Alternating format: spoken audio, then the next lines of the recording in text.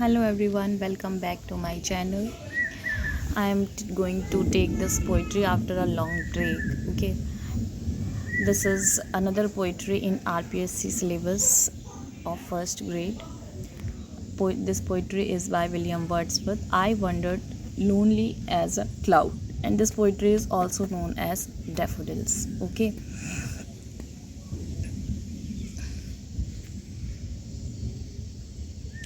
So let's see what's here. This is a lyric. Okay. One of the most popular poetry by William Wordsworth. It was inspired to write by an incident in 15 April 1802, okay, in which William Wordsworth along with his sister Dorothy come across a long belt of daffodils while wandering in a forest. While he was wandering in a forest, he come across a belt of flowers. एक flowers की belt, एक flowers का बहुत बड़ी श्रृंखला कह सकते हैं, बहुत बड़ी लाइन उन्होंने देखी daffodils flower जो कि येलो कलर के होते हैं. तो उसको देख करके वो उन्होंने ये पोइट्री लिखी. Okay, so it was written between 18 कुछ अप्रॉक्सीमेट टाइम दिया जाता है 1804 एंड 1807 एंड वर्ड्सवर्थ मेंशन करते हैं कि this is written in 1804 and first it was published in 1807 and then again it was republished. इसका रिवाइज्ड वर्जन जो पब्लिश हुआ था वो 1815 में हुआ था. सबसे पहले ये पब्लिश हुई थी इसमें पोएम्स इन 2 वॉल्यूम्स, इसके अंदर ये पब्लिश हुई थी. Okay, so let's start with the poetry. I wandered lonely as a cloud. Poet is saying I wandered lonely as a cloud. मैं एक अकेले ही क्लाउड की तरह. One more thing I want to mention, I am taking this beautiful nature poetry in the lap of nature only. See here, it's raining and the scenery is very beautiful. This is my you can say mother's village. This is the backside garden. I love it. I love to sit over here. So I'm enjoying this natural scenario as well as recording this video. Okay, so let's start with the poetry. I wandered lonely as a cloud that floats on high over vales and hills, when all at once I saw a crowd, a host, a golden daffodils beside the lake beneath the tree, fluttering and dancing in the breeze. कह रहे हैं I wandered lonely as a cloud. Poet अपने आप को कहते हैं मैं अकेला ही घूम रहा था जैसे कि क्लाउड एंड हिल्स, जो कि फ्लोट करता रहता है ऊपर. हाई कहाँ फ्लोट करता है क्लाउड? ओवर वेल्स घाटी जो होती हैं उन वहाँ फ्लोट करता है, एंड हिल्स घाटी जो गहरी गहरी घाटियाँ होती हैं और जो ऊंची ऊंची हिल्स होती हैं वहाँ भी क्लाउड फ्लोट करता रहता है. So I was wondering like that. यहाँ पे एक सिमिली भी है as a cloud. Okay, when all at once. अब वो जो पोइट वंडर कर रहा था अलोन, तब उसने क्या देखा? All at once I saw a crowd. मैंने अचानक से एक क्राउड देखा. कैसा क्राउड? अ होस्ट, एक ग्रुप देखा of golden daffodils. Golden colour के डैफोडिल्स का एक क्राउड, होस्ट और ग्रुप या फिर ग्रुप कह सकते हैं, मैंने देखा. कहाँ देखा? बिसाइड द लेक जो तालाब था उसके किनारे मैंने देखा. बीनीथ द ट्रीज़ के नीचे देखा.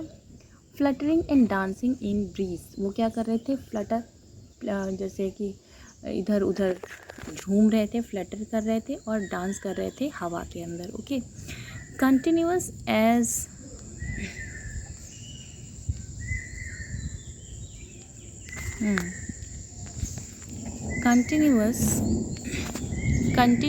as that stars that shine and twinkle on the Milky Way. वो इस तरह से कंटिन्यूस थे जैसे कि स्टार्स होते हैं, शाइन करते रहते हैं और ट्विंकल करते रहते हैं मिल्की वे गैलेक्सी है, आकाश गंगा जिसको हम कहते हैं, वहाँ पे क्या स्टार्स एक लाइन में शाइन करते रहते हैं, उसी तरह से मुझे ये भी कंटिन्यूअस दिख रहे थे। ओके, लगातार एक लाइन में ही लगे हुए थे। They stretch in never ending line, किस तरह से फैले थे? नेवर एंडिंग लाइन, ऐसी लाइन जो कभी ख़त्म नहीं होती, मतलब उसे बहुत ही दूर तक उनको डैफोडिल्स फ्लावर्स की लाइन दिख ही रही थी। अलॉन्ग द मार्जिन ऑफ वे, वो जो खाई थी उसके किनारे किनारे, मार्जिन ऑफ द वे मतलब वे जो खाई सी थी उसके किनारे किनारे मुझे पूरे डैफोडिल्स ही दिखाई दे रहे थे। Okay, 10,000 I saw at a glance, मैंने एक साथ कितने देखे? 10,000 देखे। एक ग्लांस, एक नज़र में मैंने कितने देखे? 10,000 देखे, पोइट कह रहे हैं। Tossing their heads in sprightly dance, वो कैसे क्या कर रहे थे? स्प्रिंगली डांस, स्प्रिंग जो वसंत ऋतु का जो डांस होता है उसमें अपने सिर इधर उधर हिला रहे थे, जैसे कि फ्लावर्स हिलाते हैं वैसे वो अपने हेड टॉस कर रहे थे।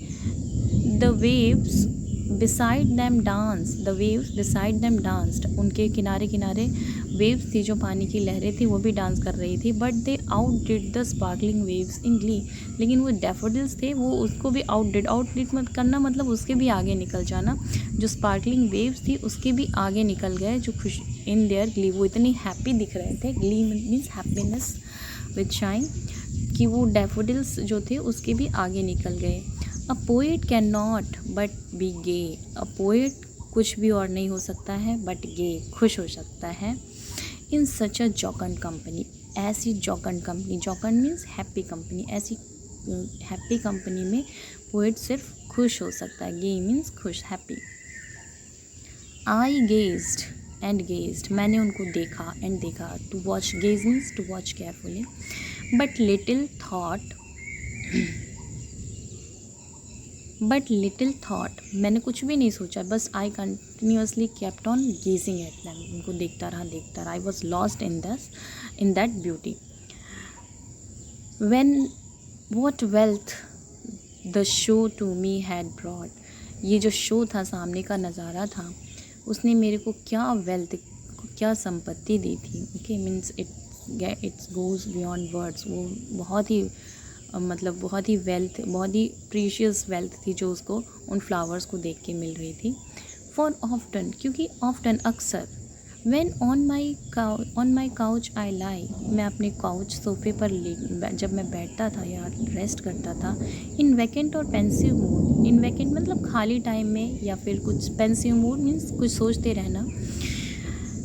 दे फ्लैश्ड अपॉन, वो क्या करते थे? फ्लैश कर जाते थे।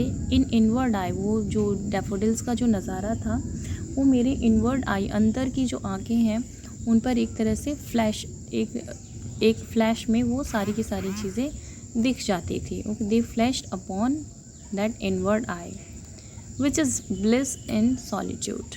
अब वो सॉलिट्यूड, अकेले में, ये एक अपने आप में ही एक ब्लिसफुल लग रहा था पोएट को, कि मुझे इनवर्ड आई, जैसे उसने आँख बंद की या उसको सोचना शुरू किया, वो डैफोडिल्स का जो नज़ारा था उसकी आंखों के सामने आ रहा था। They flashed upon that inward eye. Okay, next poet is saying which is bliss in solitude and then my heart with pleasure fills, और तब क्या होता था? मेरा हार्ट खुशी से भर जाता था। And danced with the daffodils, और डैफोडिल्स के साथ डांस करने लगता था। So this was about the poetry daffodils. Thank